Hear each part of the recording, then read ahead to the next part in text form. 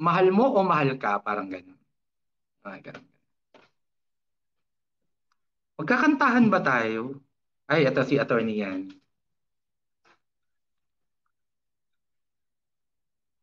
Hello, good morning. Good Hi, morning. attorney yan. Good morning. Ayun, napuyat ako. Di ba sanay na napupuyat? Uy, Ganyan kayo. Ang tagal nyo palang mag-usap. Ay, nako. Basic lang yan, attorney. Hindi mo pa nakita yung full force nilang usapan from 4 to 6, 4 p.m. pitong to 6 oras. a.m. Pinakamahaba Kaya, ata namin yung 7 hours. Hindi, meron grabe merong talaga. mahaba dati. Talagang usapan from 4 Ay, meron pa ba? p.m. Oo. Pero hindi same guest. Parang yung host lang yung matatag. Mm. Ay, Ganun magkaroon ng Oy! context. Kagabi kasi, Win! uh, Yes. a few hours kasi before the Mandalaya expose, she messaged me. Mm-hmm. Sabi niya, she actually asked me to umakyat daw ganyan para mag-mediate or to siguro somehow para hindi pa block or hindi report, 'di ba? Kaso nasa nasa farm ako, mahina yung internet. So hindi talaga makakyat. So sa comment section na lang ako, sabi ko. So ang purpose kaya in-invite niya ako is to actually monitor kung may masasabi sila na overboard that could affect the case that they would file, ganyan. So so far naman it was very clean eh. Yung yung medyo nakakatawa lang kasi sa comment section, di sila tumigil. Meron kasi nagtanong si si Yani the Great ba, si Ina ba yun, sabing ganyan. May nagsabing ganon. So sabi ko hindi ako si Ina, ako si Yani, ganyan, magkaiba yon, ganyan. Tapos nag-blow up sa comment section, nagkukwento si Mandalaya, nagbo-blow up sa comment section na umamin ka na kasi, Yani, ganyan, parang ikaw si Ina, parang ganon. So, syempre, hindi na sila nakikinig. So, inano ko lang, tinaper down ko lang. Nung end, umakyat na ako. Kasi malakas na yung internet pagbadaling yung mga late night eh. Lalakas yung internet eh. Kasi ako na lang ganyan din pala sa inyo, attorney Yani. Yes. Pag earlier hanggang 9-10 p.m., humihina yung internet. Pagka tulog na lahat, dun lalakas. Eh di okay na. I was just expressing my opinion about how to handle issues among the BBMs, kasi sabi ko nga yung mga bagay na pwede niyong pag-usapan sa group chats niyo doon na lang, ganyan. Para hindi kasi iba yung dating sa mga kagaya ko na hindi pa decided. Parang it's not helping, ganyan. Tapos biglang may nag-comment sa baba na ako daw yung mastermind ng mga Marites at Marisol. So siyempre na-offend ako. Parang all this time I would go to lives to actually help everyone solve the problem. Tapos bandang uli ako pa pala yung nanunulsol. At ako pa pala yung hindi ko naman kasalanan na bine-message niyo ako lahat tapos bibigyan niyo ako ng information about things that you plan to do, ganyan, or you wish you would want to happen. Tapos I'm put in a position where I would have to decide if it is the right time to actually explain things para hindi na lumala, ganyan. So sabi ko, outright kahapon, kung ayaw nyong may nasasabi ako, wag niyo ako sabihan. Wag niyo ako message, 'di ba? Parang kasi baka ano ba to? Ayaw nila akong umakyat ganyan sa mga live ng iba. Kung ayaw nila akong umakyat, bakit hindi ako pwedeng umakyat? Yun yung unang tanong. Pangalawa, kung iniisip naman nila, ba't ako hindi ako umakyat sa live nila? Hindi naman nila ako iniimbita eh. Wala naman nag-imbita sa akin na hindi ako pumunta. Basta ba ahead of time at wala akong gagawin, why not, di ba? Yun lang, medyo na-offend lang ako.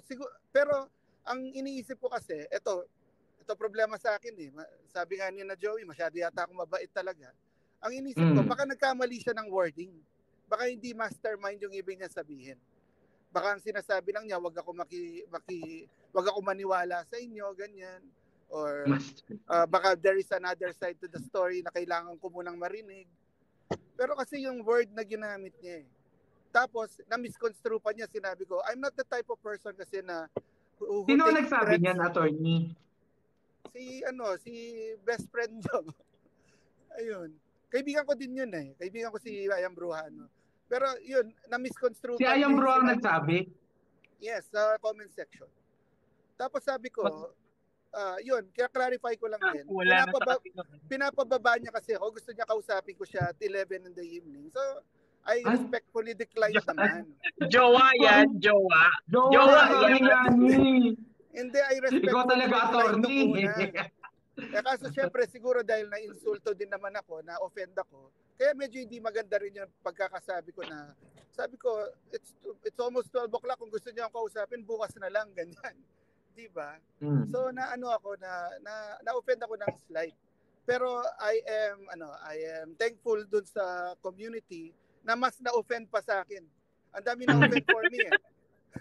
Parang naawa tuloy ako sa kanya nung nabasa ko yung mga comments. Ang daming hindi magandang nasabi.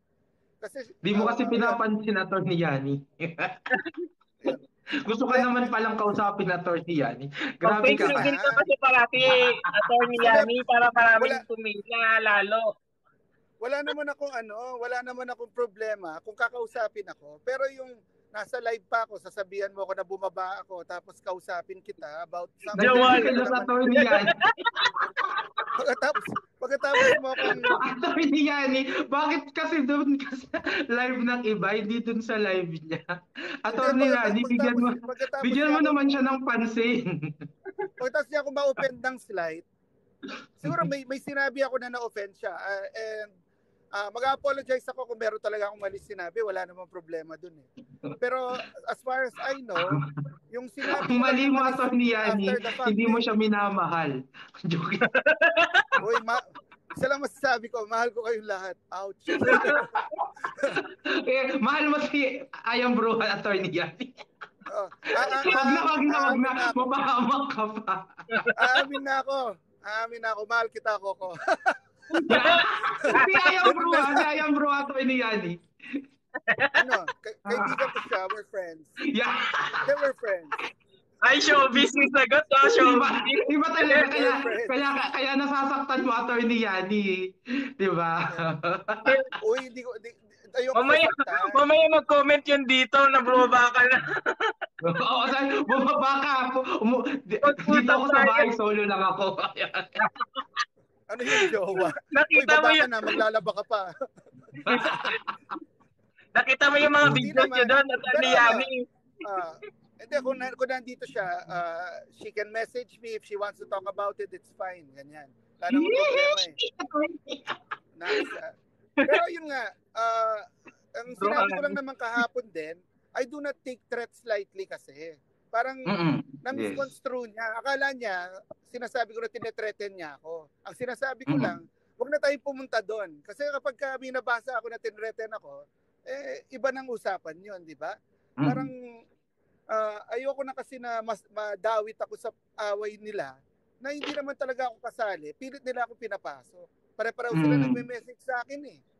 Na para bang dumating na sa point ngayon na wala akong choice kundi mag-inhibit doon sa problema nila. Alam niyo yun nga attorney kung bakit bakit parang hindi na pwede kasi dinadamay nila yung mga hindi naman damay dapat. 'Di ba? Hello. Ay. Katulad mo attorney Yani, hindi ka naman dapat damay diyan. Pero dinadamay ka na. Actually, nagsisimula na yan dati pa.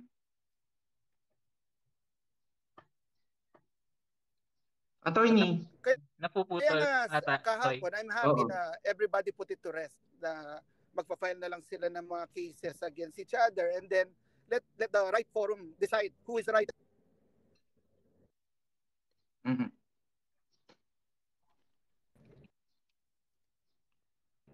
Yan, sorry mahina yung signal ko pagdating dito eh.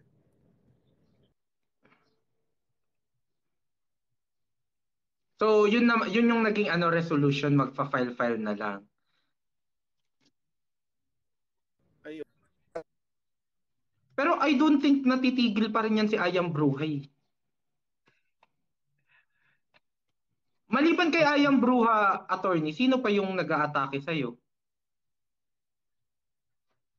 Tatahimik na sila. Nawawala si attorney. Amanda about it. Ganyan. Attorney, hindi ka namin marinig. Choppy. Ay, wala pala. Wala talaga. Hindi choppy. Oo, nasira yung ang ganda na ng TikTok eh. Kaya lang sa tingin ko hindi talaga titigil si Ayam Bruha katulad niya no. Nakadamay na naman si attorney. So kailangan alam na. Pati si Balash basta hindi pwede yung mga ganyan dito. Thank you Juan Malayo. Gracie, wag mo na silang banggitin para at least hindi tayo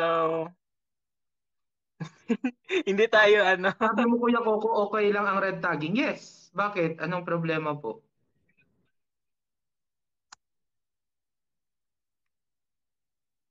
Sabi mo po. Ito, malapit na. Anong problema sa red tagging? Ayun, ay nawala. Malapit na daw Anong siya. problema doon? Nagtang makapasok. Anong problema sa red tagging? Balik tayo sa red tagging naman. Yan. Napuputol na si attorney. Grabe. Grabe pala itong magselos siya.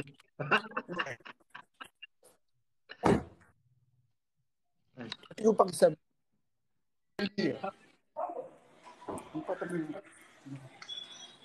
Bakit na ba siya? Hello?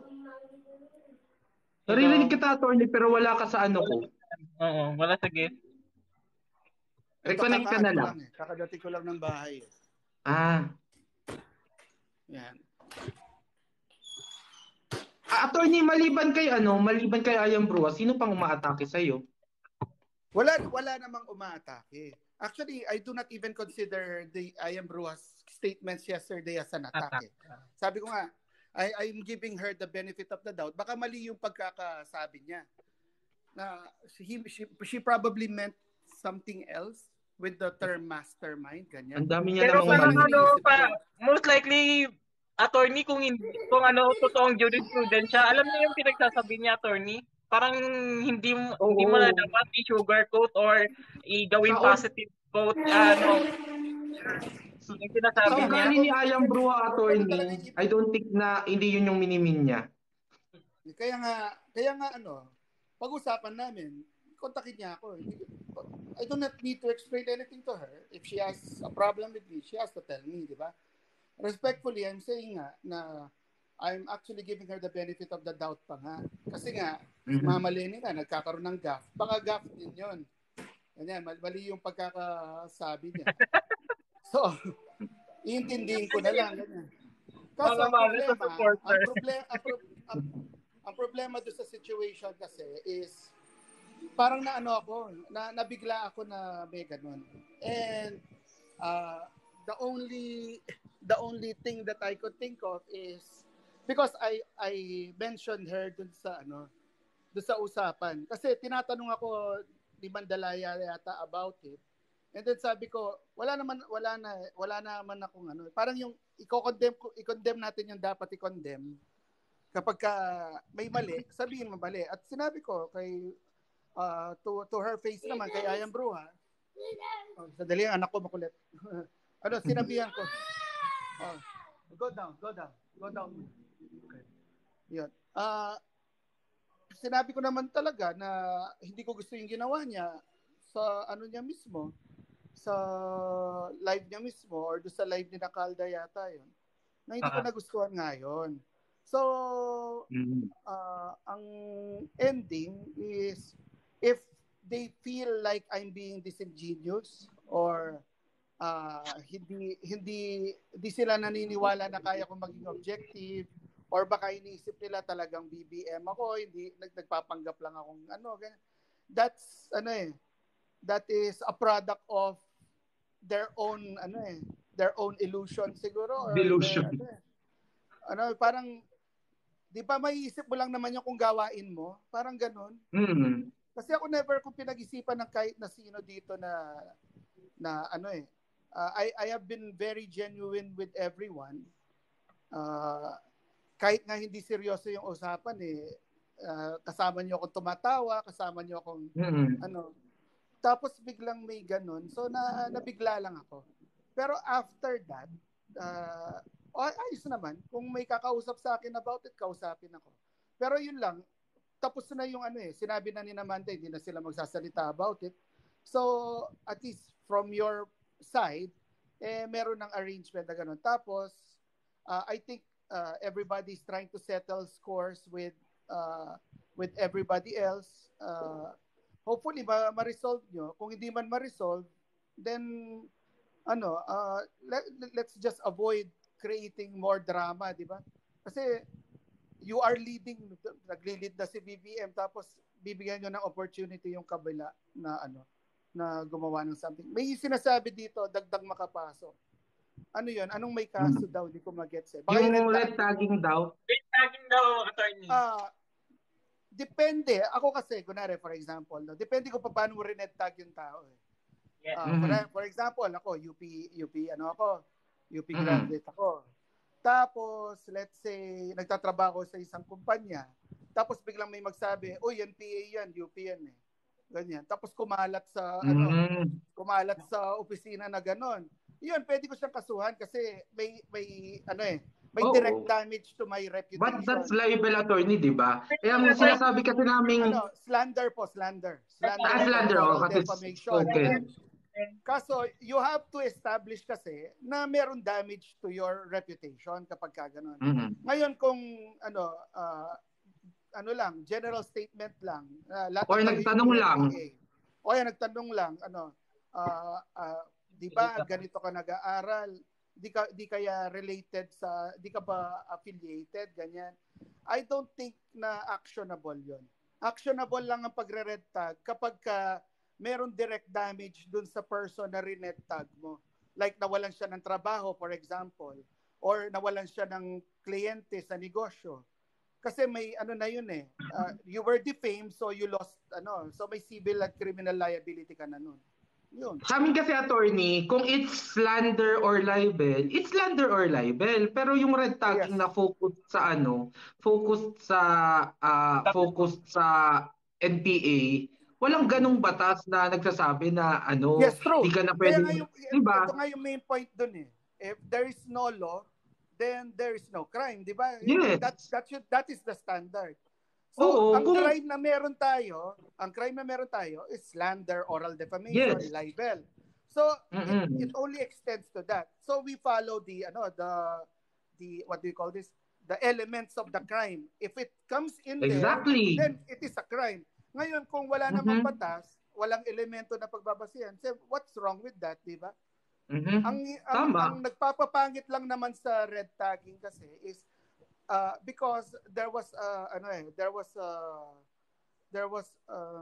parang social media blitz, red tagging all UP students and all UP alumni. Yun lang naman yung nagpa-blow up niyan Siyempre na-hurt ang isang community. So our community in the UP actually made statements about red tagging, di ba? Ang question kasi dyan is, how do you define it? Based on the definition, then you could say it's a crime or not. Ganun lang. So, technically, if you define red tagging as the way of the government to actually ask questions, ganyan, there's no law telling us that it's wrong. There are no elements of a crime there. So, wala sa revised penal code, walang special law. So, walang problema. Example, attorney, kasi iba kasi yung ang mga red tag is yung yung government, iba yung ang nagtatanong is yung itong citizens.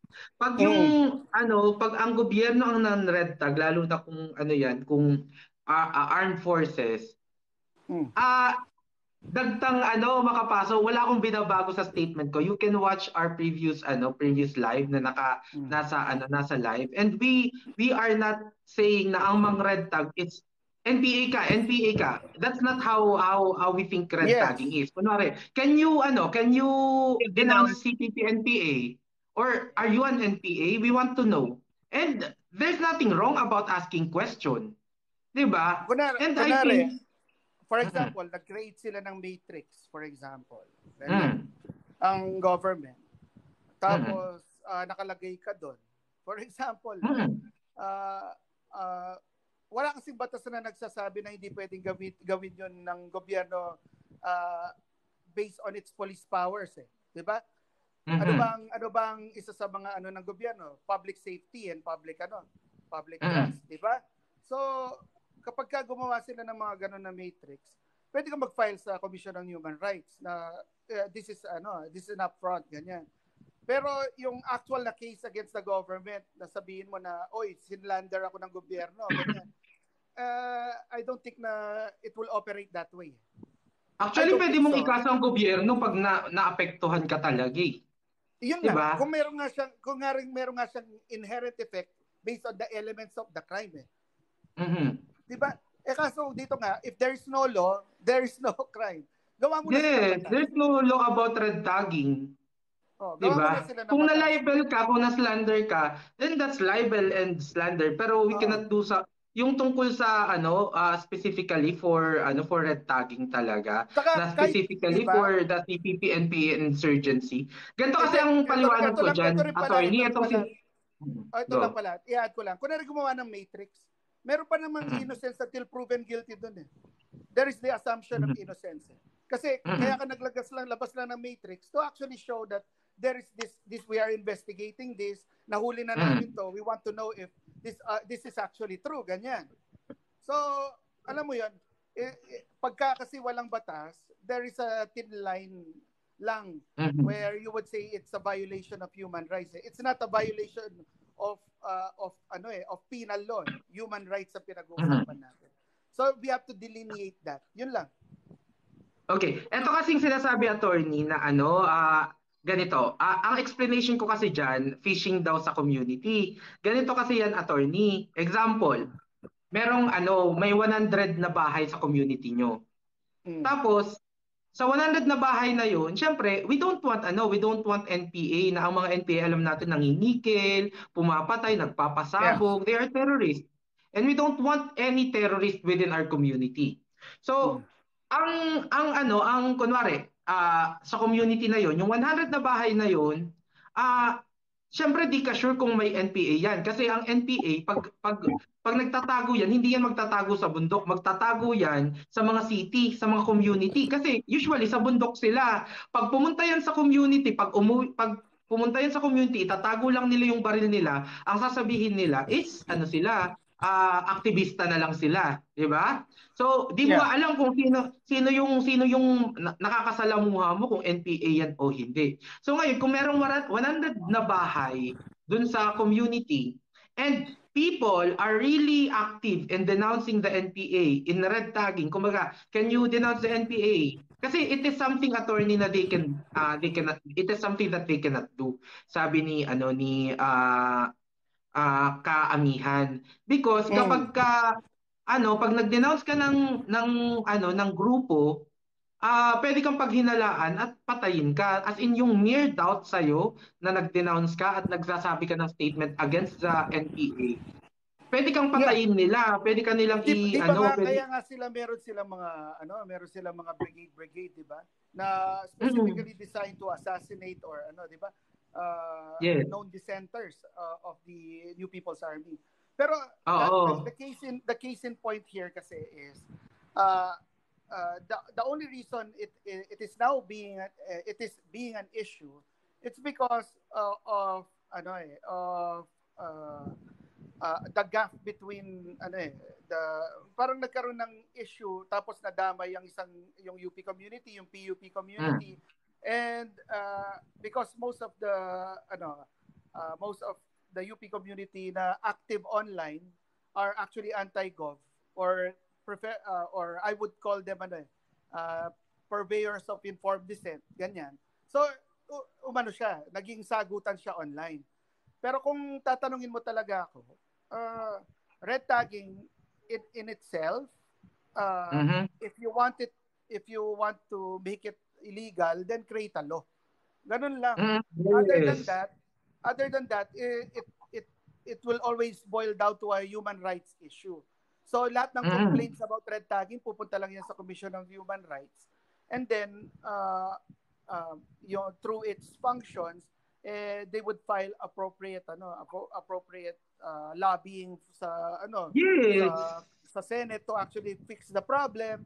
And then kasi wala namang penal powers ang Commission of Human Rights 'di ba? Hanggang lang sila, unless merong ang elements of a crime na papasok. 'Yun, kunwari may torture ganyan. Pero doon kasi may batas Walang special law Attorney, question. Yung red tagging, di ba? Wala naman talagang red tagging na word. It was, sabi na nila, ginawa ng mga leftist para hindi sila matanong kung ano yung mga pinagagawa nila sa community. Para maiwasan na mag-consultation sila. Di ba? Tama? Yeah. Diba? Ayun, eto na naman tayo Ito yung sinasabi ko na parehong tama, depende sa narrative, 'di ba? Depende sa kung anong facts ang pagbabasihan natin. Kung ang pagbabasihan natin ay yung facts na sinasabi mo, allegedly they are yung mismong red tag, sila yung gumawa nag-coin nung term para mas maging para mabawasan yung yung magsalita laban sa kanila. pag-question sa kanila, ganyan. Then the narrative actually favors the government because mas lalo nga natin silang dapat kastiguhin kasi you are actually giving them free rein to do whatever they want because there's no law. Di ba? So ngayon balik na rin naman natin. It's their way kasi na kunwari, can you denounce the CPP NPA ka ba? Imbis na magsabi ka na hindi, di ba? Pwede nilang sabihin na, ay, nanre-red tag ka. Why not just answer it? Yes. And because it's naman in politics, one little gaffe can actually result to your political distraction.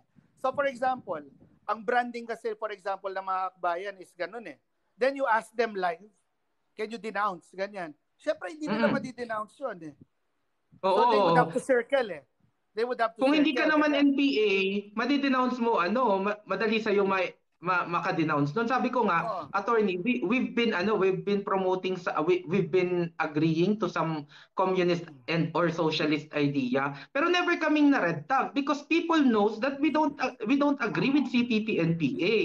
So sometimes kasi merong mga ginagawa, example, yung pag-defund ng NTFL CAC, that's directly helping or benefiting the CPP and PA. So we want to know, are you part of the CPP and PA or do you support them or do you empathize with them or anything? So tell us, 'di ba? Ganito lang 'yan, no. To give you another example. With regards to extrajudicial killings, tapos tinatanong pulis. 'Di ba hindi rin niya pwedeng sabihin na kunwari tinanong siya, may extrajudicial killing ba? Di naman siya sabihin yes or no Sabi niya, the statistics is saying na ganito, ganyan. It's the same thing. Because you cannot put yourself or your career, kahit na may alam ka na kung totoo man o hindi mo mailalagay yung career mo, di ba, on the line to answer a question na could be answered by yes or no. Pero again, at the end of the day, kahit paano pa natin pagbalik-balik ta rin, the fact is, walang batas na nagbabawal sa gobyerno na mag-red tag based doon sa definition na pinag-usapan natin kanina. Kasi if there is no law penalizing an act, then there is no crime. Second, if the red tagging actually follows an element of a crime in the penal code, then it becomes actionable. So when it's actionable, it becomes a criminal case. If it's not, it's a human rights issue. Yun lang. And that is plain and simple, direct. Wala na tayong dapat pagdebatihan doon. Kung ganun lang Oo. natin pag-uusapan. If it's slander, it's slander. If it's libel, it's libel. Yes. Pero tungkol sa red tag. At saka, No, dagtang makapasok, paano ini-impose? Magbigay ka nga ng ng statement namin or ng ng tao na direktang ni red tag at sinasabi mong inimpose. oy, and this is coming from someone na nare-red tag. Mhm. Nire-red tag kasi ako eh. Madalas. Oh, di ba? Madalas. Ganyan. Kasi, alam mo Oh. yon, when you have a political view kasi, and you are active online, it Mhm. happens eh. Ako naman, Yes. I always, it's always easy for me to deflect eh. Ang lagi ko Oo. sinasagot, alam nyo ba na sa 9 na taon ko sa eskwelahan, minsan lang ako na-invite sa ganyan. And it was during my freshman year. After Okay. that, mas madalas pa yung pumunta ako, inimbitahan ka sa tawag dito, Bible study, totoo man. Attorney, may tanong dito si Chula. What's the purpose of a civilian asking someone if one is NPA? Eto, lagi namin tong ano to eh. Chula kasi ang pinapatay dito, 'di ba? Kit Absalon. Kinikikilan farmers, mga lupa. Dito sa may kaibigan ako na nakidnap yung tita niya. So, why are we not going to do something, a citizens initiative, to make sure habang ginagawa ng gobyerno yung way nila para sugpuin ang NPA, we want to make sure if the community is safe, if the community doesn't have any terrorist present there. So ngayon, example, ito nga yung sinasabi ko, attorney, merong 100 na bahay sa community nyo. And if we will ask dun sa mga bahay, kasi Chula, it is said by kaamihan na they really cannot denounce or say anything bad about the CPP and PA. Kaya it's impossible for them to red tag to denounce the CPP NPA. Na kung NPA ka ha, kasi pwede kang patayin pagka ginawa mo 'yun. So ngayon, it's very effective. Ito yung sinasabi ni Kaamihan. It's an effective way to let people denounce the CPP NPA. And CPP NPA is already a terrorist group. They are already a terrorist group. Dapat lahat tayo kontra na sa kanila. So Ako, may sagot ngayon, ako dyan. May sagot ako dyan. ay tapusin ko lang, attorney. So ngayon, kunwari, we want to make sure na walang NPAs dun sa community. Kung tayo dito sa gusto naming malaman kung you are just pushing something or you are an NPA. Gusto naming masigurado 'yan. So ngayon, kung merong 100 na bahay dun sa community at very active yung lahat na mag-denounce ng CPP-NPA. Kasi natin to role natin to as a community, dapat lahat tayo kontra sa terrorism. Isipin mo, attorney, kung 98 nung bahay na yon nag-denounce ng CPP-NPA. 'Di ba? Dalawa na lang. Alam na, so yung dalawang hindi nag-denounce, most likely nandun yung may NPA doon kasi hindi nila magawa 'Di ba? So kung hindi ka mag-denounce, mas lalakas yung bakit hindi mo ma-denounce? It's as easy as that. I denounce Ako the na, CPP I don't agree with them. Pero liliit yung mundo nila. Liliit yung mundo ng mga, kasi hindi na sila makakapagtago 'Di ba? Lalo na kung yung buong community ay active sa laban and they really denounce CPP NPA, malalaman yun nung nagtatagong NPA. Pero what if 40 lang ang nag-denounce? Kasi lahat ay nagre-red tag kayo. Mas malaki yun, mas makakapagtago sa community yung NPA. 'Di but, ba? but, Pag but, but, nakapagtago siya doon, he can create terror. Pwede siyang yes. gumawa ng anything. Si Kit Absalon, 'di ba? Pinasabog Oh, siya habang nagbabike. mm. Yun ba ang Oh, yun ba ang hindi ba sa yun akin naman, importante? sa akin naman, 'Di ba? since we're talking about hypotheticals, no, Mm-mm. we have to discuss certain issues, no. So una, based on your example, Mm-mm. lahat ng 100 yun may right to privacy yun. So you cannot force them. Yes. They can Yes. only say, no, I have my right to privacy. I don't want to discuss that. That's not an issue. Mm. Ngayon, again, second, there are penal laws that are available for your disposal if it's a Mm-hmm. private citizen. Mm-hmm.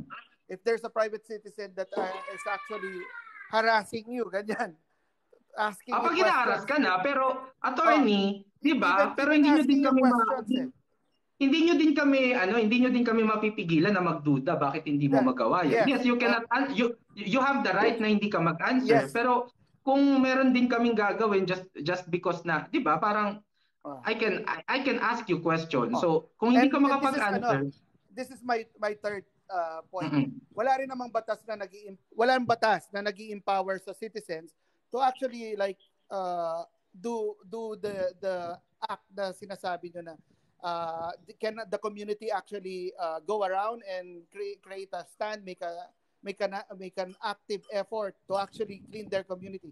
Wala rin naman kasi batas na meron at sa attorney sa NTFL CAC, kailangan i-denounce ng community. Parang hindi, this is not a batas pero it's their it's way not a law. para Yun yung point ko. Yes.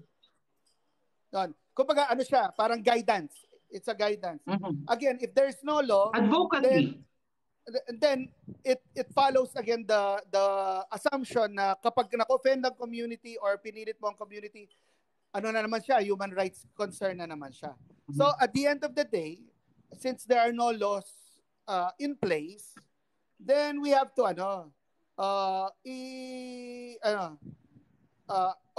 sinasabi ni if it's self-preservation, if there is actual threat Kaso doon sa example kasi natin, hindi sa example kasi natin may 100 na bahay, di-denounce ganyan. Pero kung merong intelligence report na nagsasabi na ganito, then the government is actually is given police powers using the public safety and public trust nila hindi naman excuse mandate Pag kami mandate na ganon at meron namang intelligence na nagsasabi na meron nga, then the NTF-ELCA can actually do what it can do. But at the end of the day pa din, it becomes a human rights issue unless there is there is an actual for me this is my legal opinion, unless there is an actual penal law that is violated. Ganon. Kasi it's tama attorney, it's self-preservation If you think na nai-endanger ka, example, yun, 'di ba, nalaman mo na umatake yung during the baha, during the typhoon, umatake pa rin yung NPA. So, meron talagang danger. 52 years na yan. Ilan na yung the danger of being killed, the danger of to our property, to our safety, is more true than yung sinasabi niyong red tagging. Kasi sabi ko nga, give us name na lang siya, na red tag lang, tapos pinatay na. Bigyan ko yung example before I go down. This is an example. Dito mismo sa Pampanga, ganyan. Pag may lupa ka, for example, in our case, may ganun my brother is actually paying revolutionary tax to avoid conflict, to avoid issues. Meron siyang ganon. Hindi pa ba yun, attorney? Hindi pa ba imminent danger yun? Yun nga. Hindi pa ba yung reason para palitin mo yung mundo nila? Alam niyo ba ang lupa dito, ang dispute sa lupa dito hindi pumupunta sa korte? Alam niyo pa paano nangyayari? May mga hukbo na pupunta, pag-uusapin yung dalawang parties tapos mag-settlement sila doon. Marami akong mga kamag-anak na may land dispute na hindi na aabot ng korte kahit na inaasikaso ko pa. Magugulat na lang ako may settlement na sila. And and it happens because there is this community, the community is actually parang unfortunately under the control of a particular group, ganyan. And nagbabayad sila ng revolutionary tax ganyan. And walang nagsusumbong. Bakit? Kasi meron nga talagang threat of may imminent danger talaga. Subukan mo magsumbong, subukan mo magsundin, may mangyayari. Exactly. Ito nga namatay nga yung barangay captain nung isang lugar namin dito Bakit? Kasi yun ang sinasabi nila. May decision yung grupo na yon na parang sinaway niya. So, they had to eliminate him. Ganun siya. So, Exactly, hindi mo rin masisisi yung yung mga tao on the ground, Siyempre. but in reality, no? 'Di ba parang ganun? Kaya nga more important, attorney, na nagtatanong yung mga tao ngayon, kasi before hindi ka makapiyok, hindi ka makapagtanong kasi nga pag nagtanong ka, something bad might happen to you. Yung issue ng imminent danger, the imminent danger had been present for the past 52 years. Yes, I think there should be no question on that. And they are already declared as a terrorist. In fact, they were already declared as a terrorist in the US in 2001 pa. 2001 in the US, and I think few years later after that, they were declared terrorists in European Union. Pagkatapos sa Australia, they are also declared the terrorist.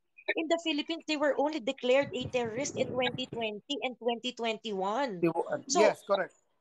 So ibig ko sabihin, parang there should be no question whether or not they are posing an imminent danger. They are dangerous. Let me clarify, no? Wala akong sinasabing hindi sila dangerous. Ang nagkataon lang doon sa example kasi ni Koko, na misconstrue ko. Hindi napasok sa isip ko na hindi, attorney, yung example ko kasi it's coming from may danger talaga ang terrorist. May danger na siya. So ngayon, people are doing something to make sure na wala yung danger within their community. So I don't think kasi na kailangan pang ipaliwanag na may danger na ibinibigay ang NPA. So di ko na ipapaliwanag 'yun. Doon na ako sa bakit to ginagawa ng mga kasi ang tanong ni Chula, ano daw ang para sa atin? It's to preserve ourselves, to make sure na wala yung danger sa community ngayon. So ngayon, diba, this is about two rights, no? Dalawang rights na pinag-usapan natin. The right to privacy of individuals versus the right of the community for safety, di ba? So, kapag ka ganon, pag pumasok ng imminent danger, kapag ka merong intelligence naman na nagsasabi na there is a threat, then the operation should be, we have to let go of a particular right to actually protect the rights of attorney, hindi naman din kasi impose na sumagot kay. Kaya nga ang tanong, can you, di ba? Can you? So hindi naman siya i-impose. I don't think na problema yung mo doon. Pero if you don't want to answer, you cannot answer. However, you can also not stop us from thinking na we are watching you, di ba? We are watching you. Yun nga. Di ba? Ngayon, pagka dumating na doon sa point na may tao na lumampas, for example, kapitbahay, di sila NPA siguro siya. Huwag na kayo bibili dyan, ganyan. Pagka ganun na, slanderous na yun di ba? Pagka pumasok na yung elements, doon pwede magkaso. That's going to be a question of fact. That's going to be a question of fact. Because we are talking about security, life, liberty, and property versus yung sinasabi niya na slanderous yun. Diba? And which one has a better right if that is the case? I think it is something that needs to be settled in court. And ito nga, sa mga previous na discussion nga namin I really wanted them na parang, sige, kasuhan nyo yung nagre-red tag sa inyo para malaman natin kung kaninong rights yung mas importante. Yung rights ng mga pinapatay at natatakot o yung rights ninyo na ma-offend yung feelings ninyo. Ito, madam, may tanong pa si Chula. Justified, For me, it's justified. I will argue that it is justified because we are talking about the life, liberty, and property of that person. Now, that person, sasabihin na parang, ayaw niya kasing magsalita kasi gusto niyang pahalagahan yung right niya na to privacy, ganyan. Now, which is better? Which is better between the two? So, sa akin, of course, you have an action. You go for it. There's no problem with that. If you think that you are being slandered because you refuse to answer, and you think that our action for thinking na bakit ayaw mo sumagot, diba, is slanderous on your end, well, let's go to court. Tingnan natin kung kanino right ang mas importante. Diba?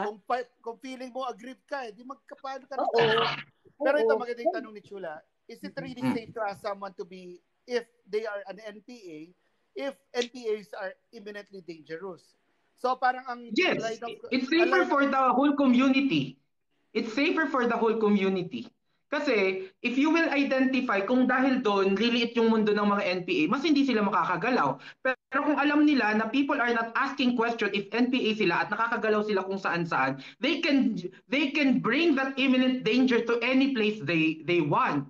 Pero kung alam nila na yung community is kontra sa kanila at actively denouncing them, actively doing something to fight against them, 'di ba? Mas alam natin na maliit yung mundo nila, mas maliit ang mundo ng mga terorista, mas maliit yung pwede nilang gawing ito naman yung pagkakaintindi ko sa question niya. Baka ang tinatanong niya ganito. Kunwari ako, pinaghihinalaan ko yung kapitbahay ko kasi meron ako nakikita na activities na hindi ko ma-explain.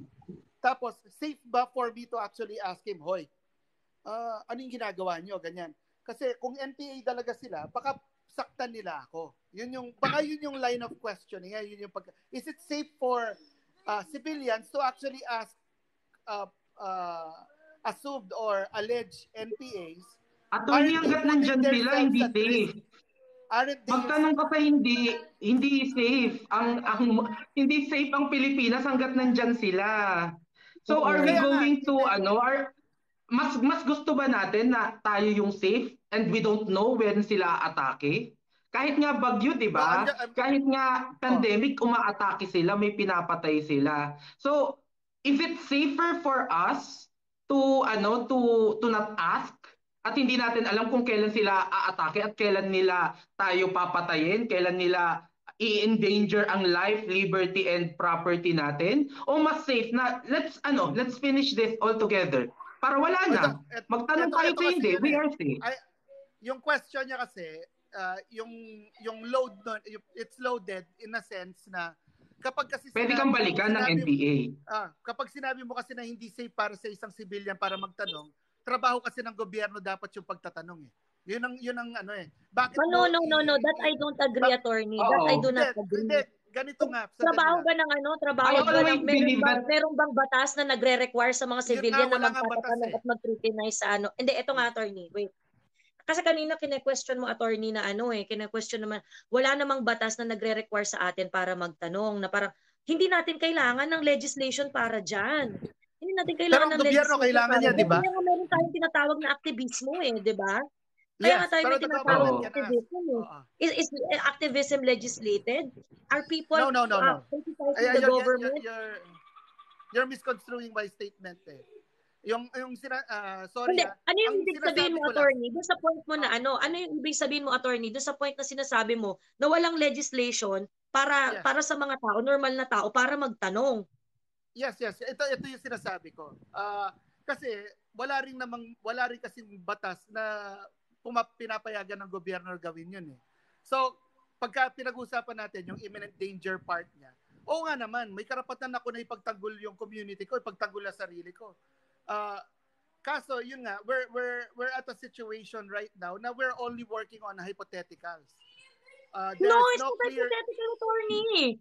It's not hypothetical. The danger is already there. We have ATC declarations already. We have named the terrorist already. We have list of people who will bring terror to this country. It's not hypothetical. It's real. It's real as fuck.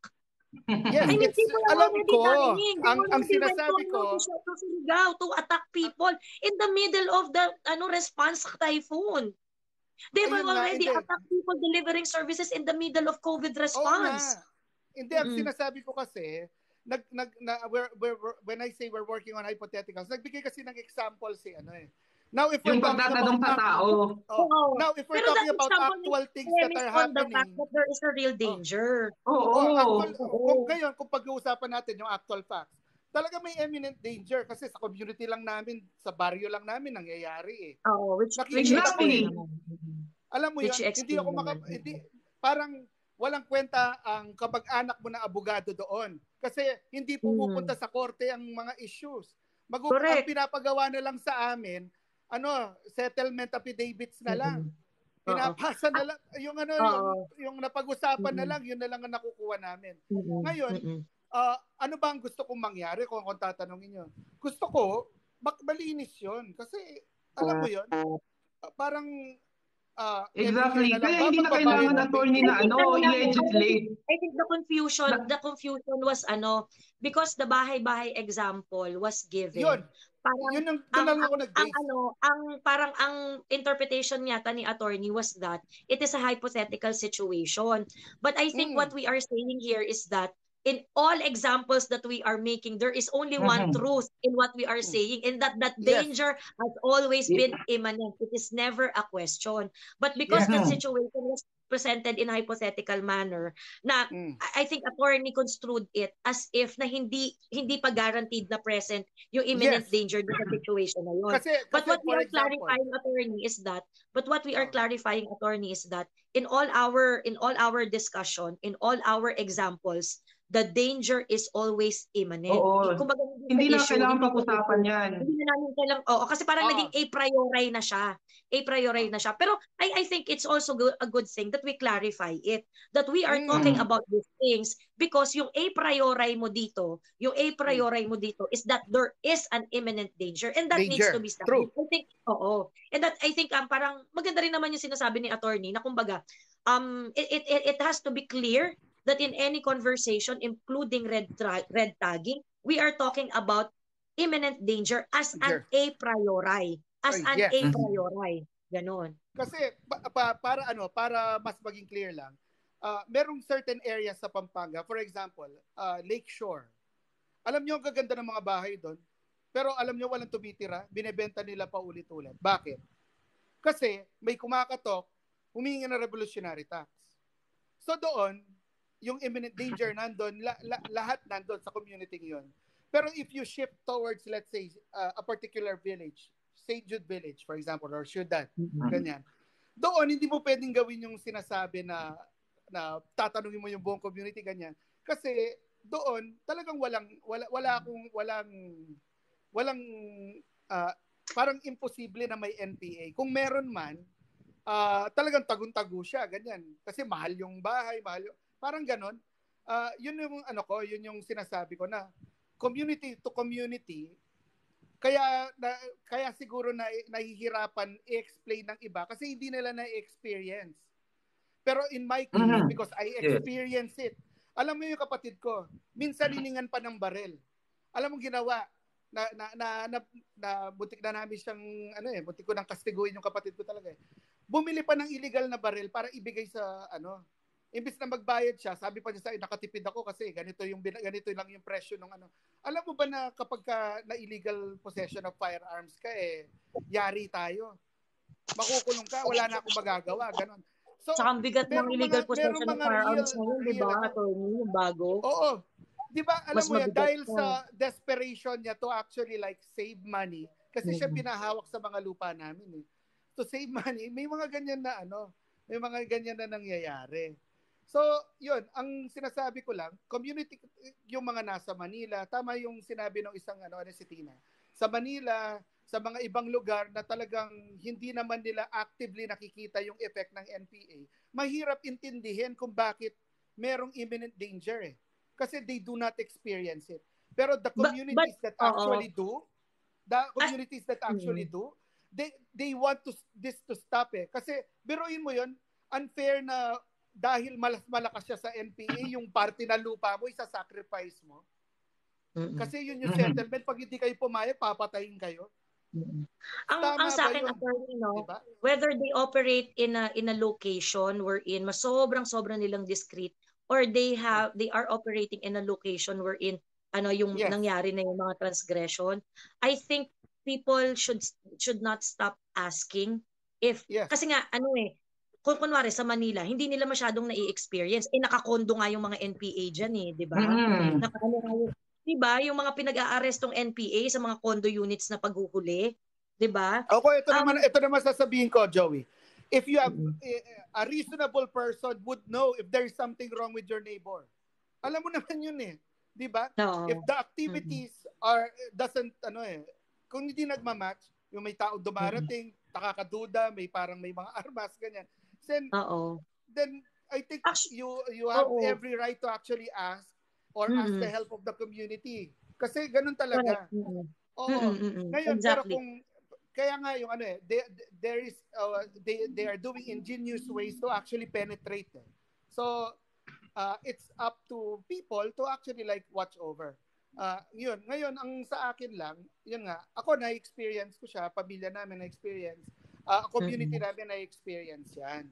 And because we experience it, we want to put a stop to it. So, is it about legislation? Is it about being proactive? It could be a combination of everything. Oo. Ngayon, ang sinasabi ko lang bilang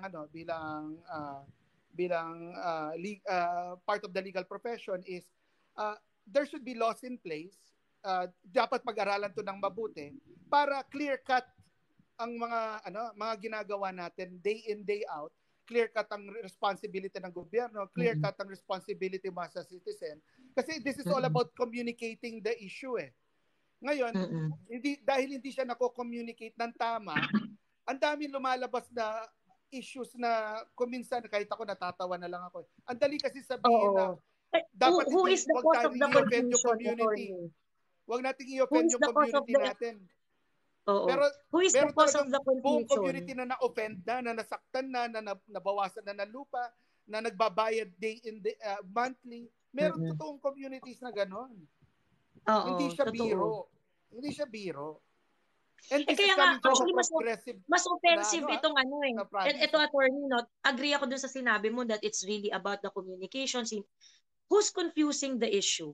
Who's confusing the issue that red tagging is something that we should abhor, something that we should not do because a lot of people lives are being put in danger na ayaw naman nilang makinig doon sa mga totoong naging biktima ng NPA. Ang sa akin kasi, bakit gumagawa kayo ng term na specifically applicable para sa mga sa mga komunista at saka sa mga NPA? 'Di ba? I mean, if we're going to talk about it, sit down and talk about it. Okay, I understand that a lot of you may be offended, but I hope you also understand that our family is being extorted, our relatives are being killed, our farm being taken over by the NPA. I also hope that you understand that. But no, a lot of people who will say that red tagging is bad because they feel that their privacy is being invaded if they are being asked the question. 'Di ba? Yun yung nangyayari, and who is diluting the conversation about this na parang ba't ayaw nyo i-recognize yung pain and suffering namin for the past 52 years? 'Di ba? Kaya ngayon so it's all about conflicts of rights Tapos ang isa pang nakikita ko kasi na issue dyan Hindi, ito kasi attorney, paano lang, kasi sa akin, napaka-hypocrite kasi ng ay may endanger, ay nag-a-accuse kayo. When in fact, you are accusing other people of being enabler, of being kulto, being, di ba? You are the one, yung presidente niya, ina-accuse nyo na diktador. Di ba? Si Duterte, tinawag ng diktador at lahat-lahat. But you didn't see any danger from that. You didn't see any danger from that. Si Lenny inaccuse ang Pilipinas na may 6,000 plus 7,000 plus summer execution. You didn't see any wrong about that. Pero ngayon, we know that the danger of this accusation talagang nangyayari. Pero yung sinasabi yung danger of red tagging, red tag lang napatay. Red tag lang kung anong nangyari sa kanya. Wala kayong mabigay wala tayong masabi na nangyari na. So ngayon, you are saying all these things, accusation, ayaw nyo ng accusation, pero kayo ang may gawa nito. Ginagawa nyo yan sa amin, pero wala kayong makitang danger. Tapos ngayon na kayo yung tinatanong, kayo yung tinatanong lang kayo kung ano kayo. Kayo nga hindi kayo tanong enabler, kulto. Di ba ganun kayo?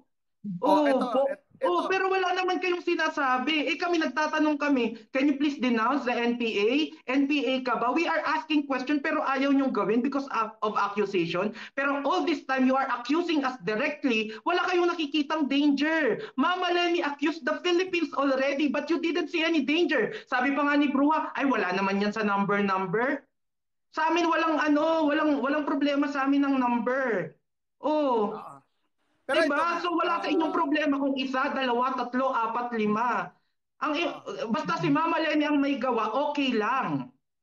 ito. Diba? Ito yung takeaway natin dapat dito. There is an imminent danger, and it's actually happening in communities all over the Philippines. Yes. There is this is facts. There is penetration sa mga bigger cities natin. Nandiyan na sila. That is true. Now, versus ito sa concern ng kabilang side, which is the red tagging itself might lead to abuses by our military, or yung potential, may potential for abuse versus actual na nangyayari. So I think we have to consolidate both of these, and for you to have a better understanding of what's happening. Kasi sabi nga kanina, mas madaling panigan yung potential ng abuse kapag hindi mo na i-experience yung actual na nangyayari. But if you're actually experiencing this, bakit mo pati iisipin yung potential for abuse? Inabuso na kami. Tulungan nyo na kami. Oo. Ganun naman yung sa other side. So, at the end of the day, a clear legislation would actually help us all as guidance for how we should go about this. Kasi hindi na-realize ng marami is ang lahat naman ng mga bagay natututo. Alam mo yan, nag-a-adjust. Ang NPA, tumagal yan ng 52 years kasi it actually adjusted to the times. Hindi na ako magtataka kung meron din silang social media nila. They have their own social media platform or plans na ginagawa nila. Hindi na rin ako magtataka kung naka-infiltrate na sila sa kung ano-ano mang mga companies na they could actually create or earn money from ganyan. So I would even think that there are legit businesses that are funded by them ganyan. It's possible kasi for something to thrive this long, they're actually doing they're actually doing things to make sure that they survive, di ba? So yun, let us understand that way. So everybody should have our takeaway here is, which is more important sa'yo, yung takot ka na maabuso o tulungan natin yung mga naabuso. Pumili kayo. Okay. Attorney, ganito kasi, yung example ko kanina, kasi it came from the question na anong nakukuha ng citizen. It's self-preservation, yung safety, yung feeling mo na safe ka sa community mo, and it's very important kasi sabi nga natin, yung danger nito is totoo na, it's very real. 'Di ba? Marami nang namatay, sakahan, lupa na nawala, safety and everything. So, may nakukuha ang community dito, and I don't think na dapat i-legislate lahat for us to protect ourselves. 'Di ba? There are things that we can do as habang may ginagawa ang gobyerno on their part, 'di ba? Habang may ginagawa sila na nasa batas 'yon, the citizens should also do their initiative on how to help the government. Kasi in the end, attorney, it's not just the government 'di ba? It's not just the government, it's always the parang cooperation ng government at ng mga tao. Yes, diba? because we have a social It's contract. always like that. We have a social contract. Diba? The government will protect us, we pay taxes. We follow the laws, they protect us, they ensure that we have a healthy community, we have an economy that's working, ganyan. So ngayon, meron sinabi dito, pinaka-dangerous area na na-infiltrate nila are schools. Okay? So may dalawa na namang mindset dyan. For example, sa community namin, sa UP, ang hindi lang naman namin gusto talaga, nare-retag kami lahat. Pero hindi kami happy na merong mga iilan sa aming hanay na actually pumupunta na namumundok. Although it's a very small percentage, let's say, sabihin na natin, 0.5% lang ang namumundok. Para sa akin, isang estudyante, isang buhay lang ang mawala. Hindi na yun Hindi na tama yun. So, wag tayong masyado sabihin na, konti lang naman. Hindi enough yun So, Kay kagaya Ayam ng Bro, sinasabi ko wala daw. paulit-ulit, Wala daw. condemn natin yung dapat i-condemn. Kapag dapat siyang i-condemn, kahit na kasama mo pa, i-condemn mo. Kasi mali Pag mali, mali. Hindi naman maitatama yun ng kahit na anong paggawin mo. Mali kasi talaga Di ba? So, pag mali, mali. Ngayon, kapag nanahimik ka, kasama ka sa problema. Kapag pinagtakpan mo, mas malaking problema yung ginagawa mo. So, it's all about finding the balance nga. Ngayon, you have to listen to both sides din. Marami sa mga nagrereklamo about potential abuses do not understand what's happening on the ground. Ang tagal-tagal, alam mo yon, halos 80 taon yung sinasaka, tapos magdi-decide isang grupo na kamag-anak din pala nung nagrereklamo sa inyo, tapos magugulat ka na lang, for a portion of your land, you actually have to give up, sign a settlement or else. Ganon, di ba? Tapos ako, ang gagawin ko, ganon na lang, nakapag-settle na pala. Bakit natin ibibigay? Kasi pag hindi natin ibinigay, lagot tayo. Ano yun? Kaya ako rin, wala naman ako masabi. Wala naman ako magawa. Yun ang tyranny. Yun ang tyranny. Oo. Tanong ko, makikialam pa ba ako nun? Sila nga, natatakot sila, ako pa. Di ba? Sino ba And ako? attorney ang dami dito sa TikTok. Ang tagal na namin pinag-uusapan ang red tagging.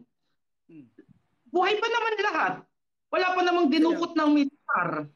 Kaya na natanong kung NPA ba siya? Kami nga sa UP, buong buhay namin, nire-red tag kami. Ito totoo to, Joey. Hindi sinunod yung usapan, patay. Yun, nangyayari yun. Hindi sinunod ang usapan, karapatan naman niya talaga na ipaglaban yung lupa niya, pero dahil hindi niya sinunod, patay. Sabi dito, madam. Attorney, yung kasing kwento na ganyan, nandun yan doon sa level na talagang yung danger na ini-impose nila. Now, people are fighting back by making sure that that kind of operation will not continue. Yes. Diba? So, ibig ko sabihin, okay na tayo dun We acknowledge that there is an imminent danger. We acknowledge that these people can be very, very ruthless, that if you're not going to do what they want, they are going to kill you. They're going to kill you. But now, we are in a very, very good position to finish this off.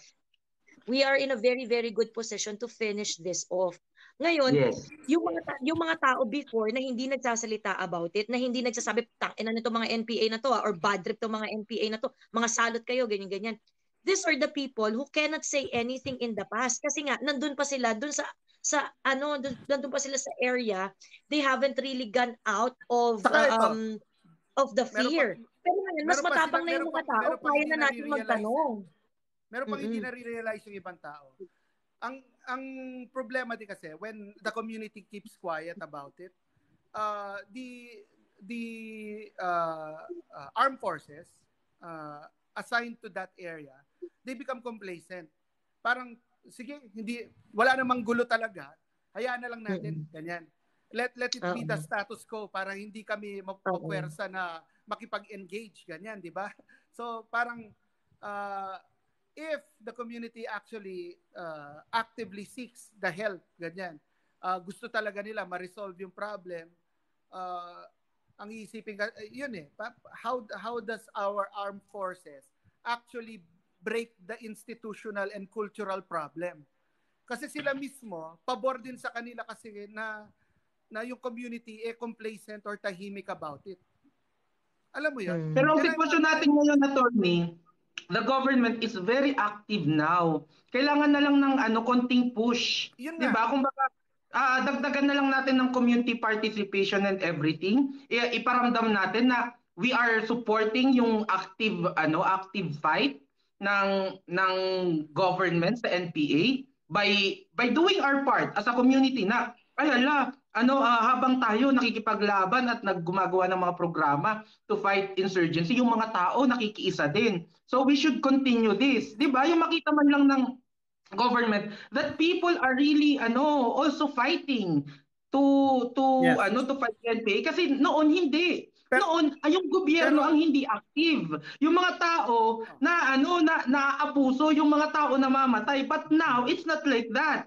The government is actively fighting and very aggressive about it. So we should do our part na lang para matapos na to. And you are telling us not to do red tagging. Sabi ko nga, give us proof na yung kasi ang pinag-usapan natin dito, yung danger. Yung danger ng NPA nandyan na. Pero yung sinasabi yung danger ng pangre-red tag, wala pa kayong napakita.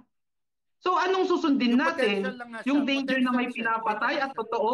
O yung danger na hanggang ngayon, wala kayong mailabas na red tag lang Meron at namatay pinatay na. by mere red tagging. Oo. By mere red tagging sa mo. This is a complete this will be an abrupt change in how we address this cultural problem. So, yun nga, ang kabila kasi ang concern nila is because of the potential harm, how will the government protect the citizens who are actually who will be doing their part, ganyan. So, that is one side. Hello?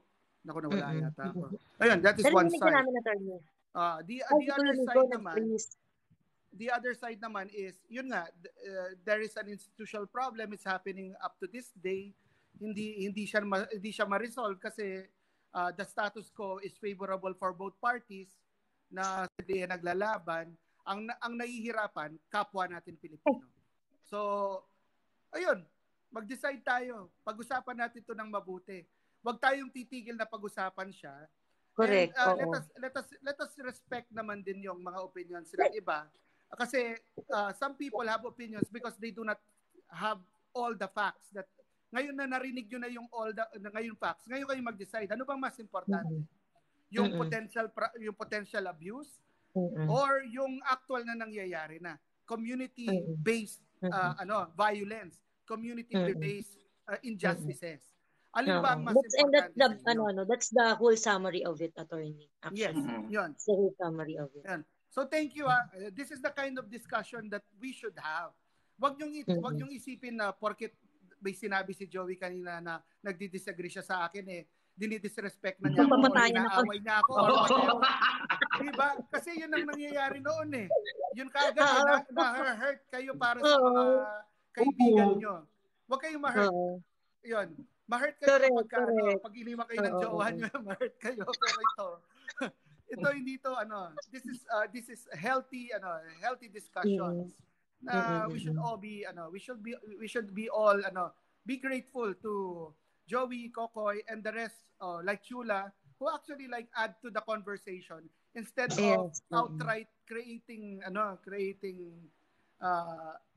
dissent among or division among friends, diba? Magkakaibigan kami ng mga to.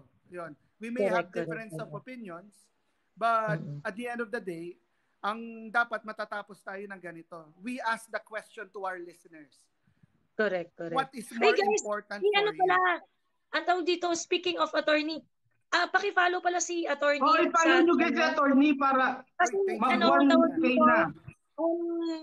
Once he hit 1,000 followers, mag-start siya ng mga live session for young entrepreneurs, mga startup enthusiasts, and he knows a lot of things sa ganyan, kasi yan yung kanyang professional background, and I'm pretty sure we would be able to learn a lot.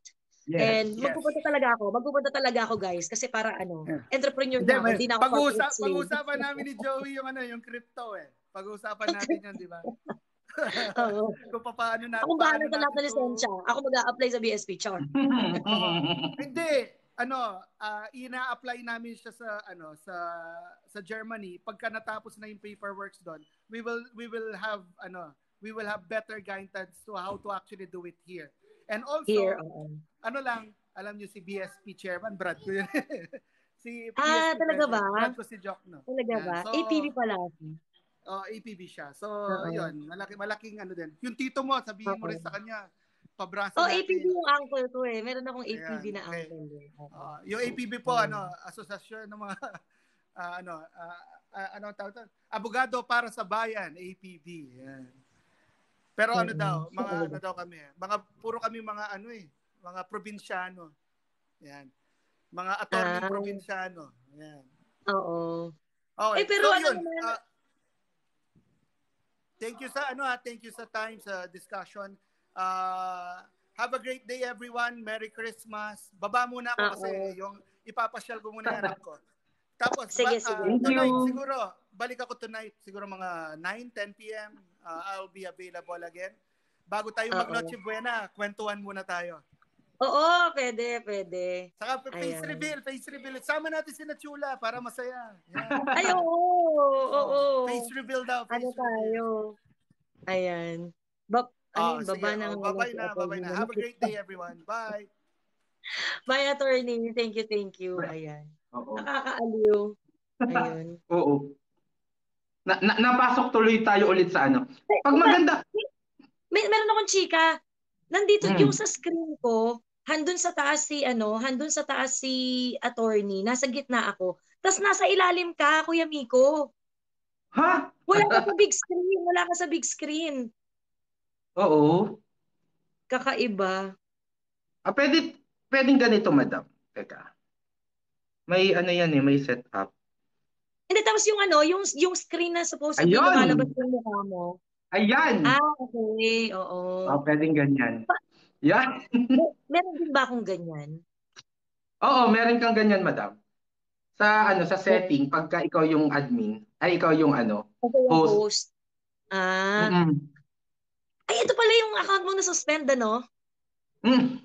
Kaya nilive ko muna. Oo. Tinignan ko kung so, yun. Grabe tawa na. Kalahati lang talaga tayo. Oo. Palit mo Kuya Miko, kasi yung comment section parang hindi na konti lang yung space. Oo, mahirap tingnan. Oo. Mas maganda yung nasa gilid ulit, yung nasa gilid. Ayun. Ano ba to? Ito pa, teka, tingnan natin to. May ganyan pa. Ayan, yan. Mas okay yan. Mas okay to? Oo, mas Ayan, gusto mas ko okay yan. Oo. Mas gusto ko yan kasi mas black maliit yung ako. nandito. At saka mas maliit ako. Ayan. Nagpa-practice. Oo, kasi kaka-restore lang ng account ko. So, yun. Teka, lang ako. Mag-e-end live ka na ba? Magkukuha lang ako ng kape. Hindi, sige lang, madam. Live pa ako, oo. Sige. Total, bumawi ka kasi ang tagal mong absent. Oo nga. Kasalanan ko, guys. Baba lang ako, Ate Joey, ano masasabi niyo sa electric current? Yung Christmas natin, red tagging, pulang-pula. Yun, matagal na naming topic ang red tagging, guys. So, yung live, may nagtatanong dito kung usually kasi, tingnan ko pag ganito yung setup, guys, ha. Pero pag yung dating setup, nagkakaproblema yung recording ng live ko. So, yun, parang hindi ko siya ma-upload sa sa YouTube. So sana maayos yung live, yung live na to para ma-upload ko. Oo, good morning. 40K na pinamamigay ni DPRRD per head daw po. And kala ko kasi per family. Di ko pa alam.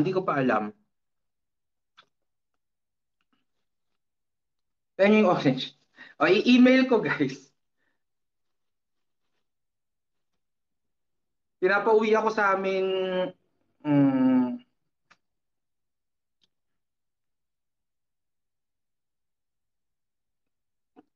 ayan. So ayan, na-refresh kayo sa red tagging. Tagal na yun di ba, Ger? Tagal na yan. Umakit na ako. Gusto ko lang mag-shoutout kay attorney. Attorney Yani, next time mag-farewell ka, huwag kang manakit. Sumisegue ka pala, love life, nasasaktan kami iniwan. Joke lang. Hi guys, good morning. Mawala ako Iniwan ka din, Ger? Huwag kayo lang, Nico. Kakaiwan lang sa'yo, Ger. Masakit pa. Ay, God. Sige na, bye-bye. Umalis bigla. Ano dito? Ano masasabi sa electric current? Yes po, Bicolano po ako. Kanina pala umakyat siya, ay pumunta dito si Win, ano? Si Win, pro Lenny yun. Taga Bicol din yun. So, yun, parang bina sinagot siya ng ano, sinagot siya, ay, nagbardagulan sila ni Ma'am Joey. Nagbardagulan sila ni Ma'am Joey sa isang live, tapos ayun, napikon si Win. Merry Christmas sa lahat. So yun, yun, kaya siya ang tawag sa kanya, Garapata. Kasi ano, bago siya umalis, hi Maki 504 from Isabela, ayan. So, bago umalis yun, yun, nagsabi muna siya ng Garapata. Bye, Garapata. Ganyan siya.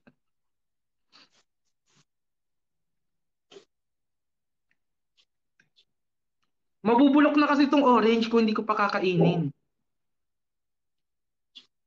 Kaya, kailangan na siyang kainin. Wala po, hindi, wala akong ano, Steam Yard. Hindi connected sa Steam Yard to. Solid Lenny, tapos sa survey, 50% lang ng Region 5 ang Lenny. 50%.